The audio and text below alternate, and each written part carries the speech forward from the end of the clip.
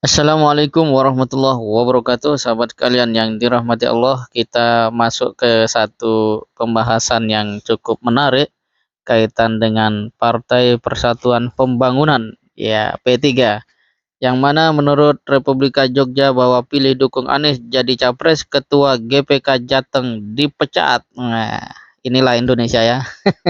Beda pendapat, penyelesaiannya adalah pemecatan. Ya, jadi tidak ada dialog, tidak ada upaya untuk bagaimana mempertemukan. Ya, kalaupun misalnya berbeda, mengapa tidak?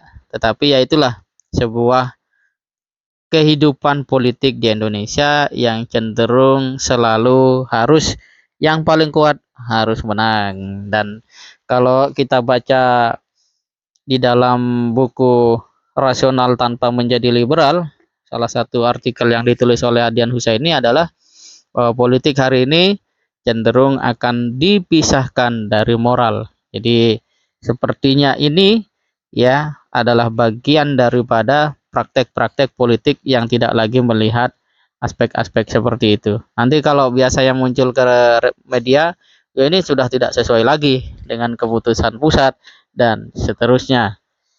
Sehingga manusia betul-betul menjadi orang yang bergerak sepenuhnya hanya karena dorongan-dorongan politik. Padahal politik itu adalah sarana untuk kita semua menjadi lebih baik. Oke, kita masuk ke dalam konten berita tersebut. Muhammad Mustafid mengaku dipecat dari posisi Ketua Pengurus Wilayah Gerakan Pemuda Ka'bah Jawa Tengah (PW GPK Jateng). Ya, GPK merupakan salah satu underbow Partai Persatuan Pembangunan atau P3. Keputusan pemecatan berdasarkan surat nomor 024/SK/PP GPK/W/12 Romawi 2022 tentang pemberhentian Ketua PW GPK ya Jateng yang diteken pelaksana tugas PLT Ketua Umum GPK Imam Fauzan Amir Uskara dan Sekjen M. Tobahul Aftoni pada 22 September 2022. Mustafid menganggap keputusan itu sebagai konsekuensi GPK Jateng mendukung Anies Rashid Baswedan sebagai calon presiden. Berarti Mustafid adalah sosok yang secara langsung melawan arus dari gerbong besar bernama P3, dan ini satu pilihan yang tidak mudah karena ternyata dia tahu bahwa pemecatan itu adalah bagian dari resiko. Dalam bahasa manajemen, Mustafid ini bisa disebut sebagai risk taker, orang yang berani mengambil resiko. Nah, sayangnya kelompok elit partai justru tidak berani untuk mengambil resiko dan memilih menurut dia berada dalam tekanan kekuasaan atau oligarki. Ya, Mustafid menyinggung soal pengakuan PLT Ketua Umum DPP P3 Mardiono yang mengklaim sebagian besar kader partai berlambang Ka'bah tersebut menginginkan Ganjar sebagai capres merupakan laporan palsu. Wah, luar biasa. Ini memang berani ya Mustafid ini.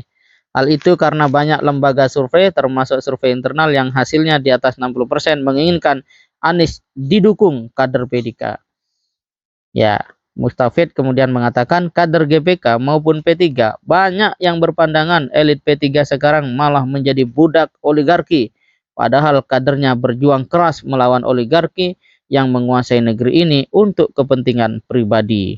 Masya Allah. Jadi apa yang bisa kita lihat dari kasus ini adalah hadirnya seorang Mustafid yang istilahnya mengambil resiko untuk menjadikan P3 tetap pada hitoh perjuangannya, tetap pada garis lurus perjuangannya, sehingga P3 tidak menjadi seperti partai lain yang tampak berkuasa tapi sebenarnya tidak lama lagi akan nyongsep.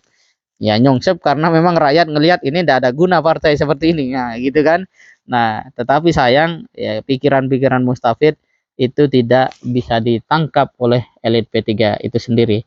Nah, kalau kita lihat di Twitter Republika Co.id, nah itu komentarnya netizen menarik-menarik ya. Yang jelas suruh milih Ganjar. Ya jelas suruh milih Ganjar katanya. Jateng kan banyak kepala banteng. Sangat tidak demokrasi. Semoga semua media netral. Nah, katanya. Kemudian sah-sah GPK DIY dan Jateng istiqomah selalu. Pancingan Republika nggak ngaruh, sepandai-pandai menyimpan bangkai tetap akan tercium juga. Udah nggak satu suara lagi, ganti aja GPK gerakan pendukung Anies. Nah, tes ombak, jangan percaya berita politik, mau si A, si G, si C, nanti juga bagi-bagi kalau sudah menang. Nah ini agak rileks ya melihatnya, karena realitas politik di Indonesia begitu. Awalnya kayak mau bertempur gitu kan, begitu sudah selesai pemilu, oh iya bisa akur itu walaupun bertempur gitu ya. Nah pemilu 2019 cukup menjadi pelajaran. Kemudian Erlangga dan Mardiono pilihan bagus untuk presiden. Ya, ayo Jateng dukung Pak Anies. Mau besar kayak kecil kayak kuncinya ada pada bilik suara saat pencoblosan. Artinya dari komentar-komentar netizen itu tidak ada yang secara substansi memberikan pandangan ataupun sorotan pada apa yang menjadi polemik antara pengurus wilayah GPK dengan pengurus pusat GPK.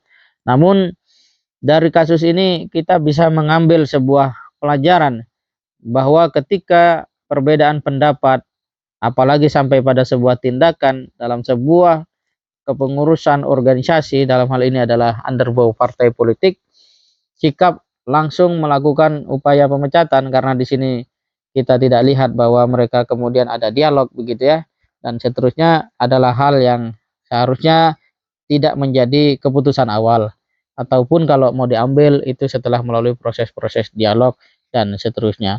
Tetapi ini kan sesuatu yang sifatnya politik, maka seringkali di Indonesia seringkali seperti itu keputusannya. Namun bagaimanapun nanti, kalau kita melihat pada prinsip-prinsip kehidupan yang selama ini berjalan, bahwa yang akan memberikan manfaat kepada manusia adalah yang betul-betul sesuatu itu murni, ya, murni dan dibutuhkan oleh masyarakat, artinya dia punya manfaat besar. Dan sedangkan sesuatu yang sifatnya adalah gimmick, sesuatu yang sifatnya hanya topeng belaka, maka itu akan binasa seiring dengan perjalanan waktu. Nah, manakah dari GPK ini yang berada dalam posisi akan memberikan manfaat lebih besar kepada masyarakat, ataukah sebaliknya? Kita tidak perlu menjawab, tetapi itulah yang nanti akan tampil di masa yang akan datang. Semoga bermanfaat. Assalamualaikum warahmatullahi wabarakatuh.